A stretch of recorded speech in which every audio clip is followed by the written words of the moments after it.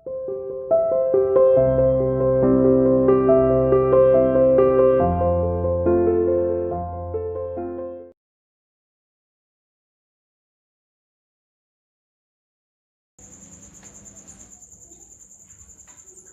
Students, welcome to CR international school online classes. आते हैं बेटा फिर दोबारा से अपने चैप्टर नंबर 9 गोल्डन टच पर, ठीक है, जिसका ट्रांसलेशन है सुनहरा स्पर्श। देखो बेटा, अक्सर ऐसा होता है कि बार बार आपको उसका ट्रांसलेशन बताने के बाद भी चैप्टर नेम का, और फिर भी कुछ बच्चे गूगल मीट की क्लासेस में ट्रांसलेशन नहीं बता पाते। ठीक है बेटा, मैंने आपको पहले भी बताया था कि जब भी आप कभी वीडियो देख रहे होते हैं तो अपनी बुक अपने सामने खोलकर रखनी है आपको, और जो चैप्टर का नाम लिया जा रहा है उसके नीचे उसका हिंदी ट्रांसलेशन जरूर लिखें। ओके बेटा, सभी की बुक में चैप्टर्स के नीचे हिंदी ट्रांसलेशन लिखा हुआ जरूर होना चाहिए, ताकि कभी भी आपको किसी प्रॉब्लम को फेस ना करना पड़े। Okay, next.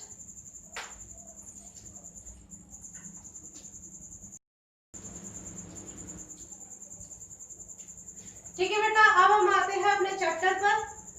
जैसे कि मैंने आपको चैप्टर में बताया था कि इसमें किंग मिदास नाम का एक आदमी है, ठीक है, जो कि एक बहुत ही ज्यादा धनवान राजा है। पूरे संसार में उसके जितना अमीर कोई भी नहीं है, उसके जितना सोना पूरे संसार में किसी भी आदमी के पास नहीं है, या किसी भी राजा के पास नहीं है। पर फिर भी वो बहुत ज्यादा लालची, इतना लालची है कि उसके मन में अभी भी और भी ज्यादा सोना पाने की चाहत थी।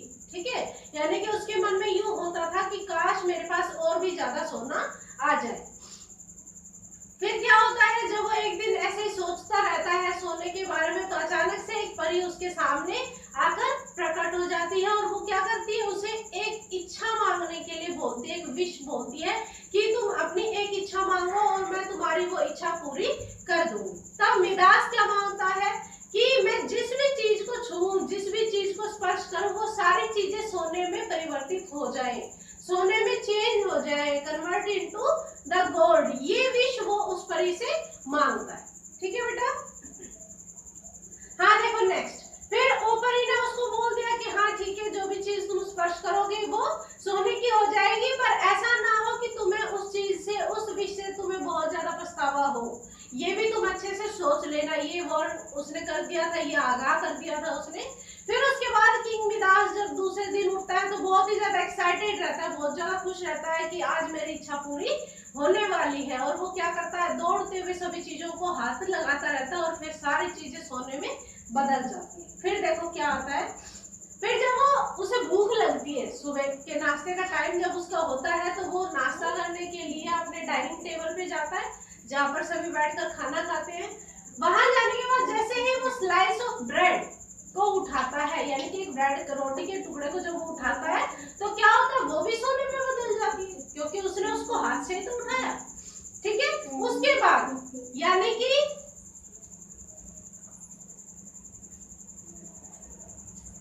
वो ना तो कोई चीज उठा पा रहा था, ना तो वो कोई चीज खा पा रहा था, और ना ही पानी पी पा रहा था।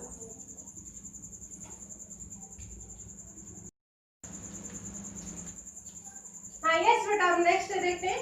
Just then his little daughter Marigold, यानी कि जैसे ही उसका खाना भी और पानी भी सोने में बदल गया था, जस्ट देन, और तभी हिज लिटिल डॉटर, उसकी जो छोटी सी बेटी है marigold, came running in and kissed him, तुरंत उसके पास आती है और उसको चूमती है। ठीक है, अपने पापा को किस करती है, एज ही हेल्ड हर, जैसे ही उसने उसको पकड़ा। ठीक है, जैसे ही मिदास ने अपनी बेटी को पकड़ा, she too turn into a gold statue, और वो भी एक सुनहरी प्रतिमा में बदल गई। स्टैचू का मतलब होता है मूर्ति। ठीक है, जो ना बोल सकती है ना चल सकती है, बिल्कुल निर्जीव की तरह वो खड़ी हो गई, यानी कि एक सुनहरी प्रतिमा में, सुनहरी मूर्ति में वो बदल गई। The king was very upset, ये देखकर वह राजा बहुत उदास हुआ। He tried everything to bring his daughter back to life, और फिर उसने सब कुछ कर लिया, सारे प्रयास कर लिए, सारी कोशिश कर ली कि उसकी बेटी उसे वापस मिल जाए, but she remained a golden statue, परंतु वो अब भी एक सुनहरी प्रतिमा ही बनी हुई थी।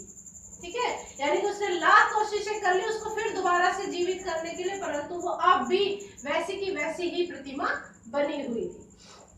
Crying out aloud, he fairy, और फिर जोर जोर से रोते हुए चिल्लाते हुए, वह बहुत जोर से रोते, अलाउड तो मतलब होता है बहुत तेज, ठीक है, जोर जोर से रोते हुए वह उस परी को फिर दोबारा से बुलाता है, फिर दोबारा से आवाज लगाता है, and bagged her for forgiveness, और वो क्या करता है, उसके सामने विनती करता है, यानी कि क्षमा मांगता है, अपनी क्षमा की भीख मांगता है, ठीक है, यानी कि उसके सामने विनती करता है। The fairy appeared before him and asked, the fairy appeared, वो जो परी है उसके सामने प्रकट होती है, एंड आस्क्ड, और उससे पूछती है, do you still love gold more than anything else in the world.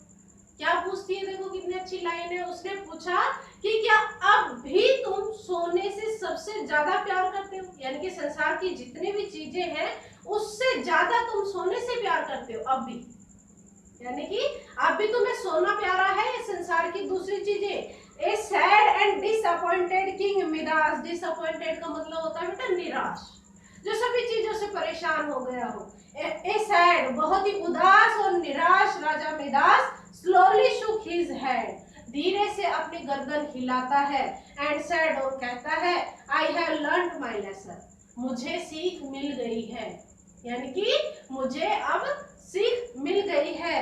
I no longer wish to be the richest man, अब मैं ज्यादा अमीर इंसान बनना नहीं चाहता हूँ।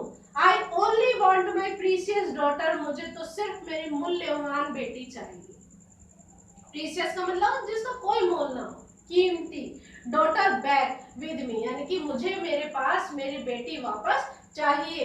आई promise to share my wealth with the poor and needy, मैं वादा करता हूँ कि मेरी जितने भी धन दौलत है वो सभी मैं गरीबों और जो जरूरतमंद लोग हैं उनके साथ बांटूंगा, ठीक है, यानी कि मेरी जितनी भी धन दौलत है वो जितने भी गरीब या फिर नीडी पर्सन है जिनको बहुत ज्यादा जरूरत है धन की, उन सभी के साथ में शेयर करूंगा, उनको मैं बांटूंगा। प्लीज रिलीज माय डॉटर, कृपया करके मेरी बेटी को छोड़ दो या फिर मेरी बेटी को बचाओ।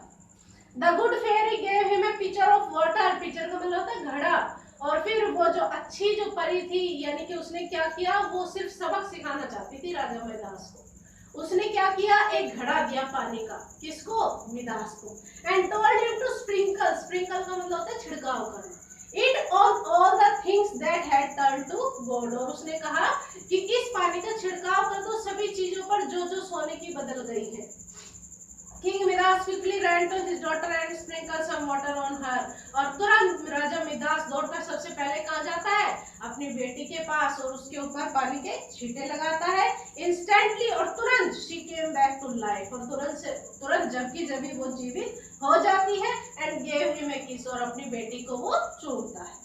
King Midas now sprinkled water on the remaining thing, और अब उस पानी को वो बाकी जो बची हुई चीजें हैं जो सोने में बदल गई थी उनके ऊपर भी वो डाल देता है। Happily both father and daughter sat down to a hearty breakfast and King Midas never again thought of collecting more gold, और हैप्पीली खुश होकर दोनों पिताजी और बेटी sat down to a hearty breakfast, अपना जो मनपसंद जो खाना है सुबह का नाश्ता है उसके लिए बैठ जाते हैं। And King Midas never again, और राजा मिदास ने फिर दोबारा कभी भी और भी ज्यादा सोना इकट्ठे करने के बारे में नहीं सोचा। ओके बेटा, समझ में आ गए ये चैप्टर सभी को। इसमें सिर्फ यही वही अपने वो स्टोरी में जो मोरल है ना, ग्रेड इज कर्स, कि लालच बुरी बला है, लालच एक बहुत बड़ा अभिशाप, लालच कभी भी नहीं करना चाहिए। अति हर चीज की बहुत ही ज्यादा बेकार होती है कि और भी हो, ऐसा कभी भी नहीं सोचना चाहिए। जितना है हमें उसी में सेटिस्फाई होना चाहिए कि हमारे पास जितना है हम उसमें खुश हैं। Okay students, read the chapter again and again, जो भी डिफिकल्ट वर्ड्स हैं उनको अंडरलाइन कीजिए, उनका प्रोनाउंसिएशन पढ़िए। ओके बेटा, थैंक यू।